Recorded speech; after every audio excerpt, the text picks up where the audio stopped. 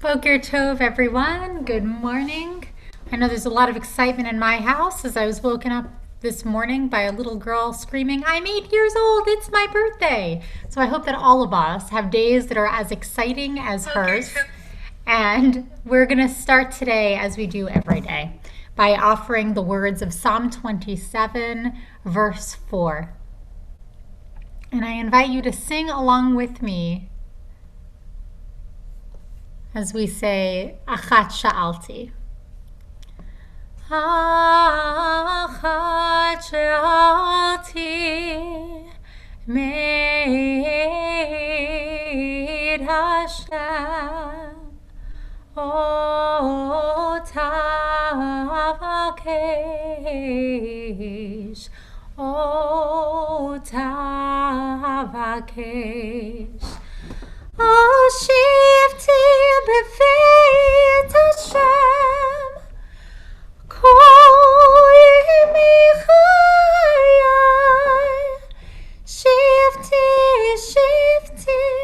b'veit Hashem Kol yemi chayai. One thing I ask of the Eternal, only that do I seek, to live in the house of God all the days of my life, to gaze upon the beauty of the Eternal, and to frequent God's temple. Now this morning, we have one of our exceptional, extraordinary teens, Katin Sarner, who has agreed to really be vulnerable and to share something that she has been struggling with quite a lot over the past several years, her eating disorder, anorexia. And so I'd like to share with you the words that she wrote for all of us this morning. The tires turned left into the driveway in the Santa Monica Mountains, just as my mind turned right. I never thought that I would have to pull up to another house, or rather facility, with luggage in the back of my car ready to be unpacked into the perfectly white dresser. The perfectly white dresser recycled by dozens of girls with one thing in common: a parasite that has driven them far enough into misery that they must stay locked up in its drawers, subdue, away from the harmful society that is primarily to blame for their destructive race to perfection, their eating disorder. 10 months prior to turning left into the driveway in the Santa Monica Mountains, I was introduced to the perfectly white dresser for the very first time. The day I was diagnosed with anorexia nervosa. With sorrow in her eyes, my mother unpacked my clothes into the perfectly white dresser across from my hospital bed. That morning, I walked into my second week of freshman year. I never would have thought that I would be going to bed that night in a white, sterile hospital room with no one except my mother, the dresser, and the slow, inconsistent peaks and valleys of my heart rate monitor. I suddenly realized that I was no longer a normal teenager. I was a 15-year-old who went to the lengths of self-starvation to fit into the dangerous world of high school. About 6 months following my first hospital admission, I decided to surrender to the perfectly white dresser. I didn't want to fight back anymore, so I opened its drawers and slid right in. After 3 relapses, I could not endure the pain of looking at the body in which my doctors had forced to grow larger. Despite the therapists I met, the coping skills I learned, the treatment centers I went to, I was not getting better. I thought to myself one day, what is the point of trying if I always fail? I started refusing all of my meals, as my plan was to starve myself until my heart stopped beating. People reminded me of the life I was slowly losing: high school, singing, eventually a family of my own. But what is that all worth if I was fat? Nothing. On a sunny day in August of 2018, the drawers of the dresser cracked under the intense pressure of pure inspiration. I was sitting in the living room of yet another treatment facility, when the familiar face of a strong woman sat down and told me the story of how she burnt down her perfectly white dresser. I suddenly felt a flare ignite inside me. She had gone through what I was going through. She knew exactly what it was like to be so afraid of food that every cell in your body feels like it will explode at any minute.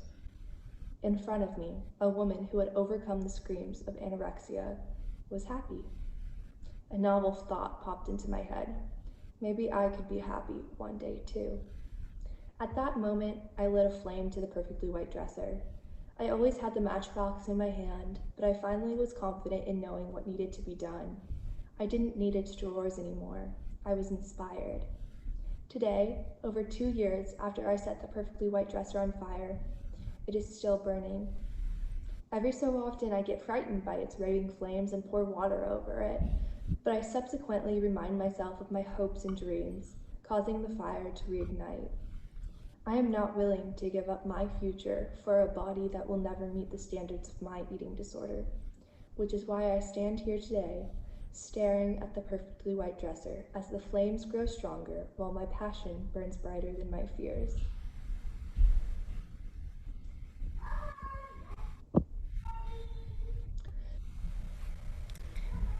Katin, thank you so much for sharing your story with all of us.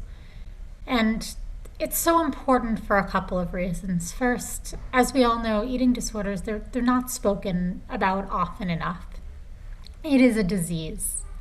And the only way that we can deal with the disease is to talk about it and have treatment for it. And Katin, you have so much strength, so much beauty, and you have shared all of that with us this morning in such a beautiful and memorable way. The words of the woman who spoke to you, who ignited that flame inside of you to fight this awful disease, to show that yes, there was another way, how powerful those words were.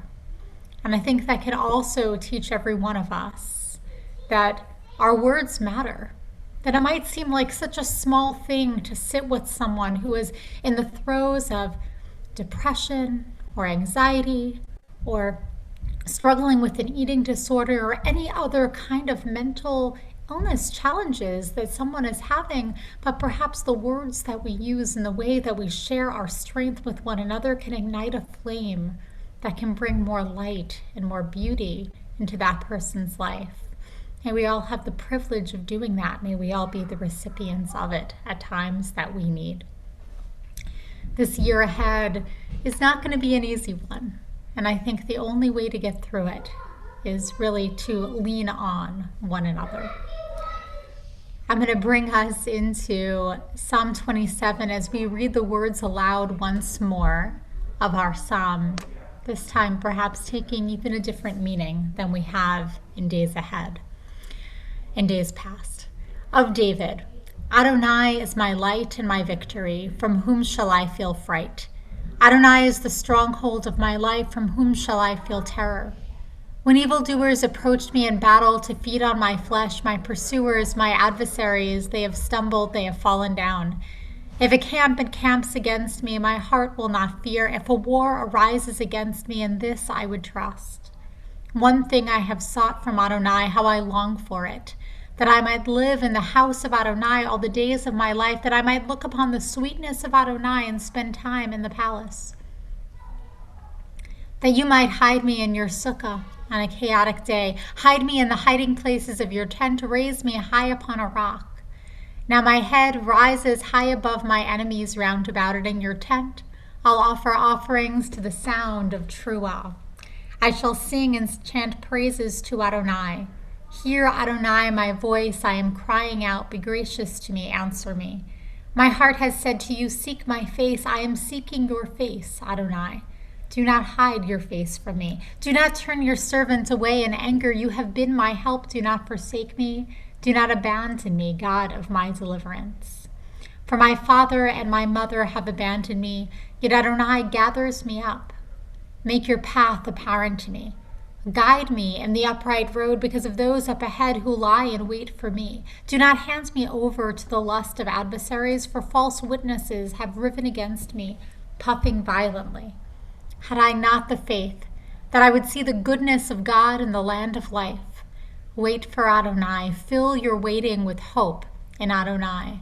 Let your heart be strong and of good courage, and wait hopefully for Adonai. Today we focus on a new verse. We focus on the word, had I not. And as it turns out, if you look at this word right here, Livele, what you see is that the word Elul, the month's name, is actually it backwards.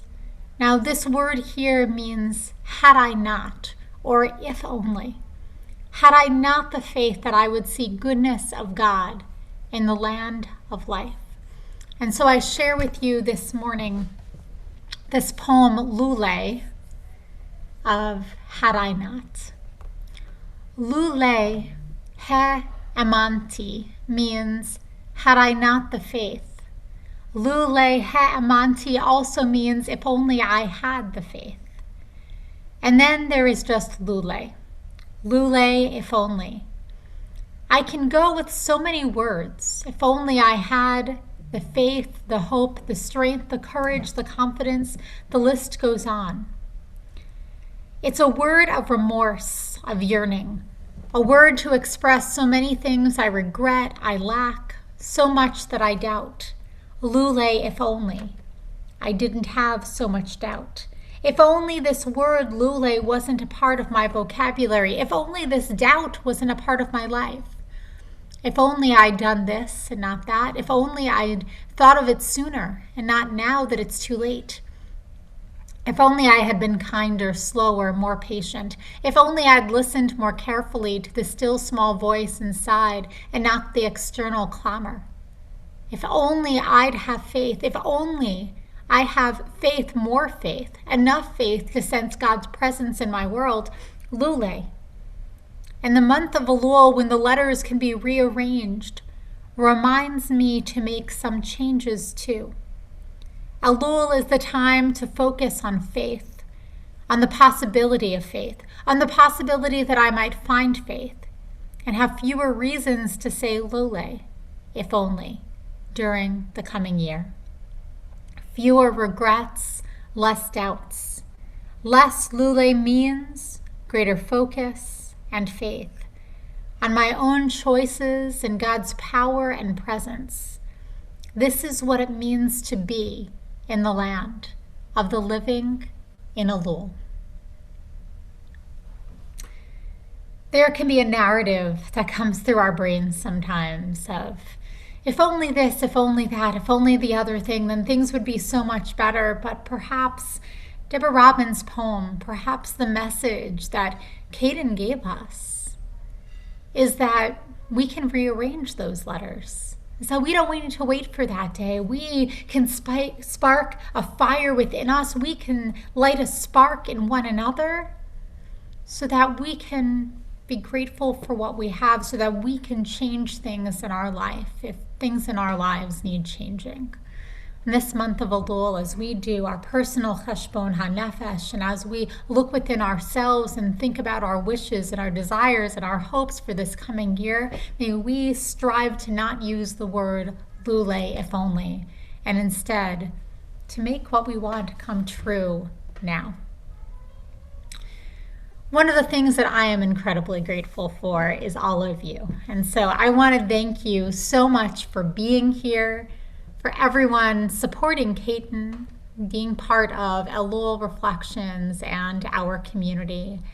Jay and Donald and Donnie, Elliot and Sarah and Susan, Rivka and Rachel, Andrea and Diane and Riva, Bonnie, David, Tom, thank you so much for being here. Thank you so much to everyone else who is here, who I just don't see on my feed. Thank you to everyone who comes later in the day. Your presence does truly matter. Today, I'd like to turn us to the sounding of the shofar as we allow its sound to resonate in our ears once more. And Chaplain Bonnie Leopold will lead us in today's shofar blast.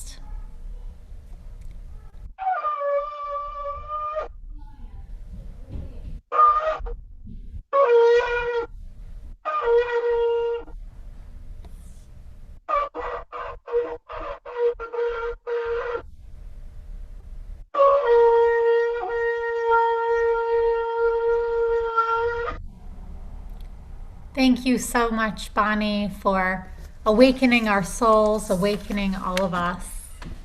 And finally, we turn to our Misha Baruch prayer, our prayer of healing in a world that is so in need of healing.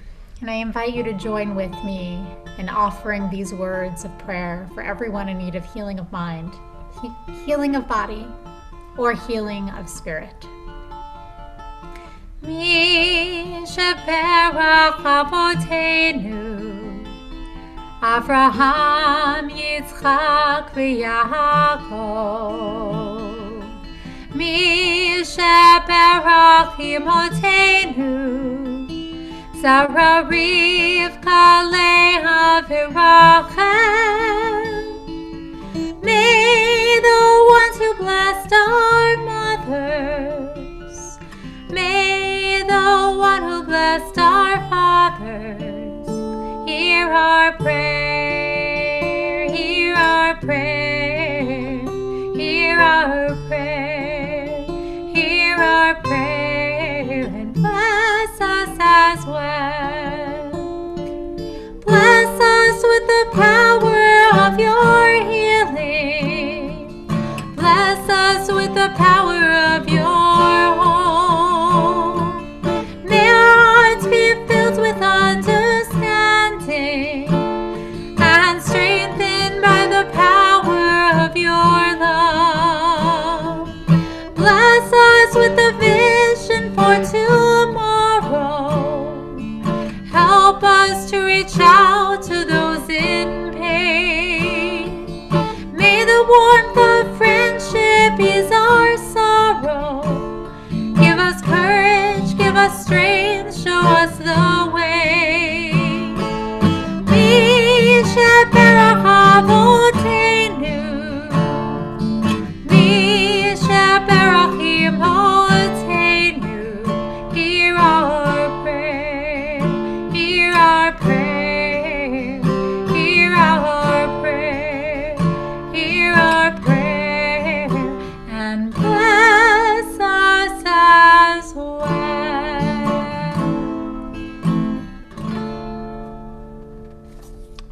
I hope everyone has a wonderful day. For all those who are in Torah school, see you in just a few moments at 9:30 as we begin another wonderful day of online instruction. And then I just look forward to seeing everyone right back here tomorrow for another Elul.